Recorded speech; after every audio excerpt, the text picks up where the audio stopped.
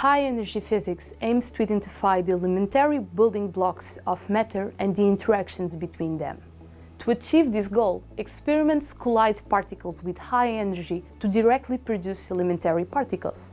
The Large Hadron Collider is currently the collider working with the highest luminosity and energy scales. ATLAS and CMS collaborations, after several years of effort from previous experiments, discovered the Higgs boson in 2012, completing the standard model of particle physics. The standard model has been highly successful and its predictions have been confirmed repeatedly. However, standard model cannot be a complete theory of nature.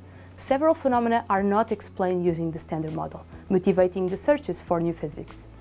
It could be that beyond the standard model, particles are too massive or produced with too low cross-section beyond the energy and luminosity scales currently explored by experiments.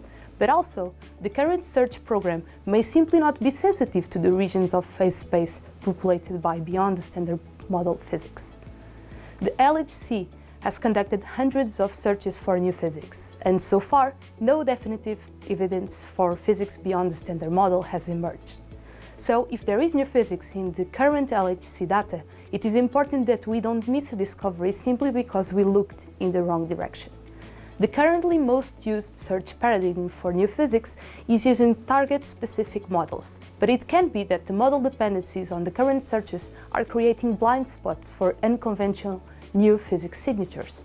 Anomaly detection methods will help find deviation from standard model events, avoiding any dependence on specific beyond standard model signals. Anomaly detection works by assigning a score to an event depending whenever it deviates from the main distribution or not.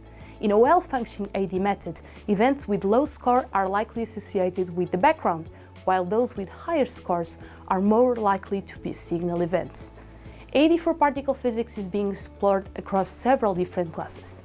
Density-based methods, deep learning methods such as neural networks, deep support vector machines, generative adversarial networks, and autoencoders are being widely used. Shallow methods like isolation forests are also being successfully implemented. Another approach is clustering. Using clustering for AD is motivated by having data points close together in the future space when they share similar properties and far apart otherwise. Some clustering algorithms use density estimation techniques during the clustering process, such as DBS scan, and others are based on centroids, like k-means.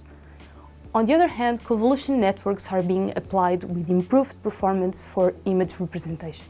Similar to this, anomaly detection is being studied in graph networks models that allow convolution between several layers.